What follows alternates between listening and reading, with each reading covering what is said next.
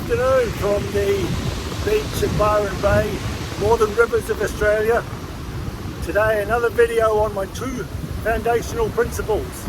Principle number one is that true health comes from living life in harmony with nature's laws and rhythms, consistent with the Gaia theory, which states that all living organisms and their inorganic surroundings evolve together as a single living system.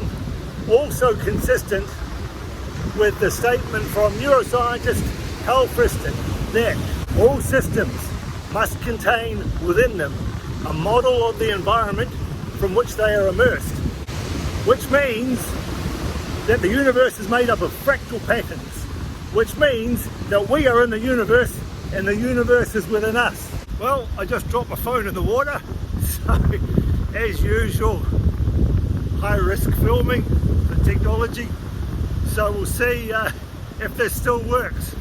So where was I? Second principle, that Bitcoin is money for the people, by the people. Like the sun, it is a permissionless, decentralized part of the peaceful revolution. Or like a quote I read from Dan Held recently, which said that opting into Bitcoin is like trading something abundant for something scarce. It's like trading something from the past for something from the future. And it's like trading financial dependence for financial sovereignty.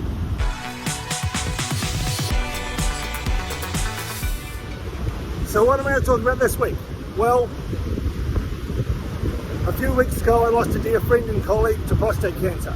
This week I lost a friend and colleague to breast cancer. A few years ago I lost most of my family to degenerative brain disease, and I'm tired of this shit. So I'm really going to look at what we can do to optimize our own health by living in harmony with nature's laws and rhythms. So I'm going to talk a little bit today about Parkinson's disease and latent viruses. I'm going to talk about motor neuron disease and mitochondria. I'm going to talk about breast cancer and androgens. I'm going to talk about prostate cancer in the sun. And I'm going to talk about the volatility of Bitcoin. So if you're interested in preventing cancer, if you're interested in the pathogenesis of degenerative brain disease and how to cope with the volatility of life, keep watching because we're going to get started.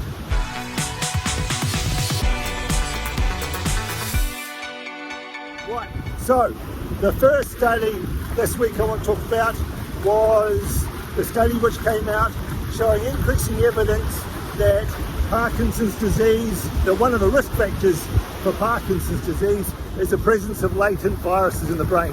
Now remember what I always say, there's more than just carrots in a carrot cake recipe. So nobody is saying latent viruses are the cause of Parkinson's disease, but they are one of the risk factors. There are lots of ingredients in any recipe. There are lots of creeks which trickle into a river which ends up at the ocean. And it's our job in medicine and health to work out all of the factors which are involved so we can mitigate all of the risks. So latent viruses are one of the risk factors for Parkinson's disease. Another study showed that one of the risk factors for motor neuron disease is that the axons in people with motor neuron disease, the lengths of nerve fiber coming out from the nerve cells that communicate with each other, the axons are shorter and the mitochondria in them are dysfunctional. So now we know that mitochondrial dysfunction is related to motor neuron disease. So now we've got latent viruses in Parkinson's disease, we've got mitochondria in motor neuron disease.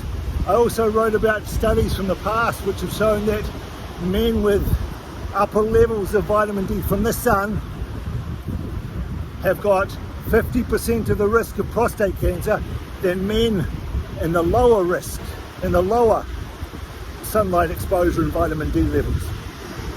And there was a study which came out this week which shows that women with estrogen dependent breast cancer, because estrogens are proliferative, they make cells grow. So even though estrogens have a lot of health benefits, if they're unopposed, anytime you've got something which causes growth, you have to make sure that that growth is controlled.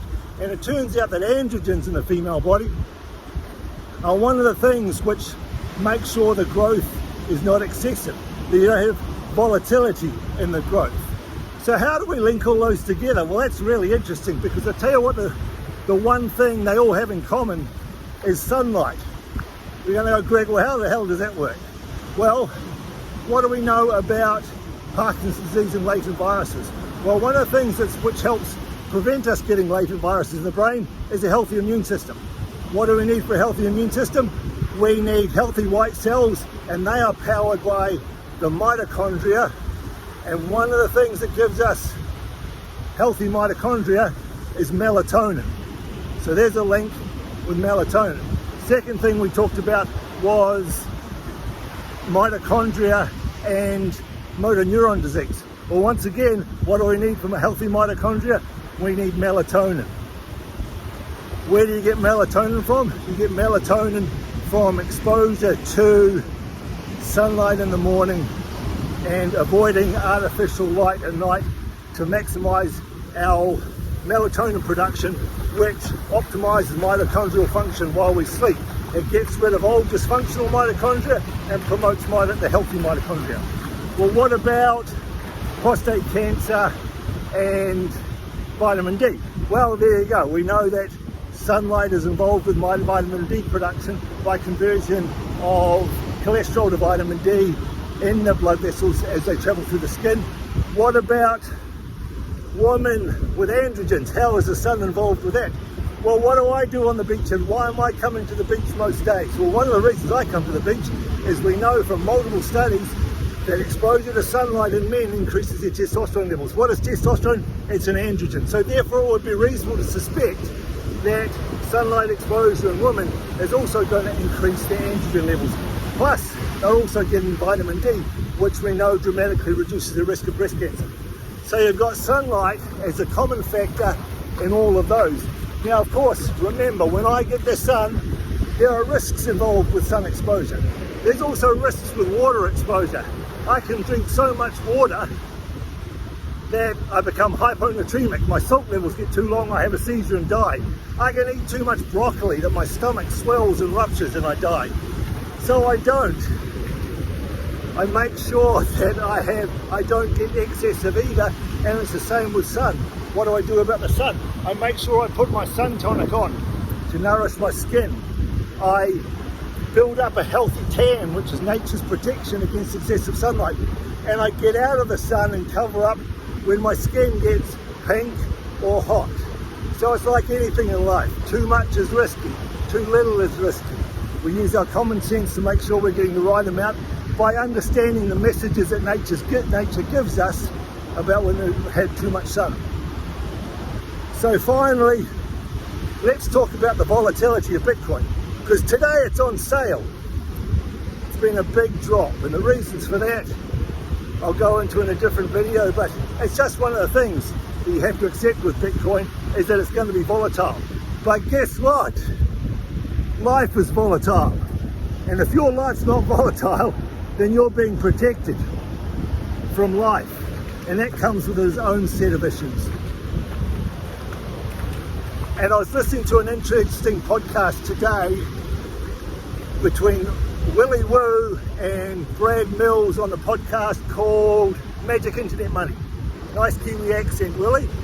And they were talking about ways of coping with the volatility of investing in Bitcoin. And there was a kind of a debate about whether or not the Stoic philosophy or the Zen philosophy is better.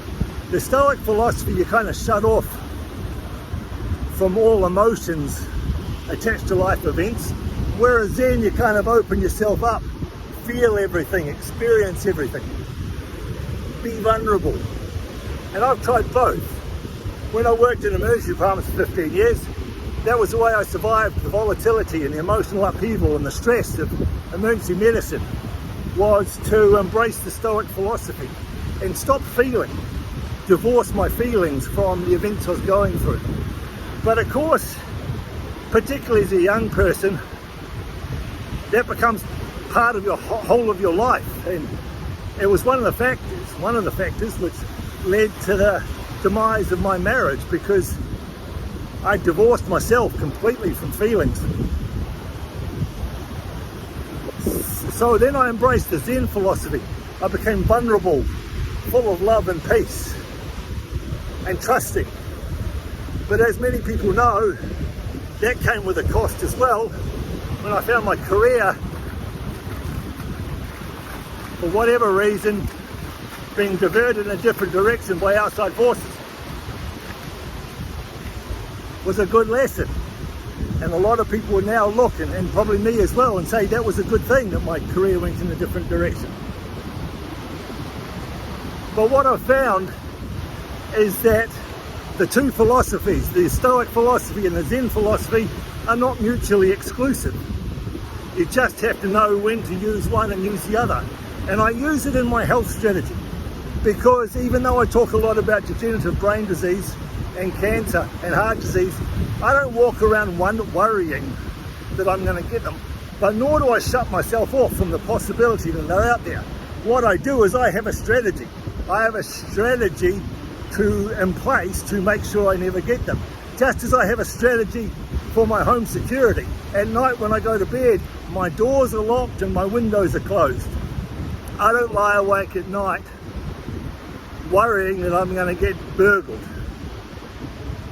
Nor do I go to bed though with my doors open and my windows open, lying there in a full Zen state of peace and love and trusting.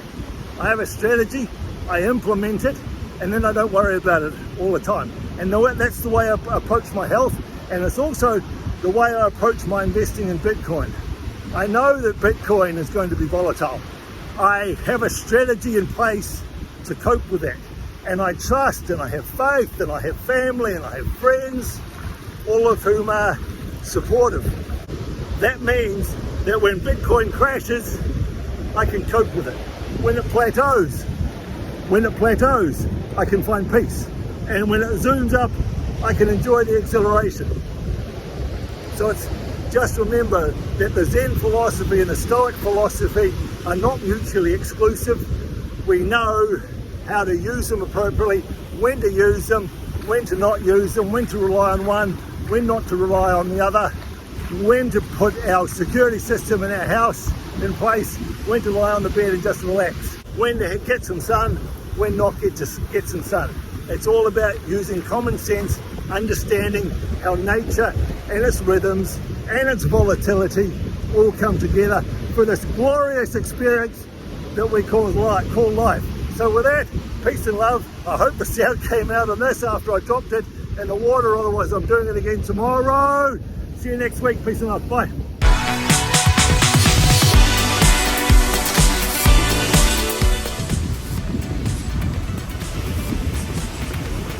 And the second principle is that Bitcoin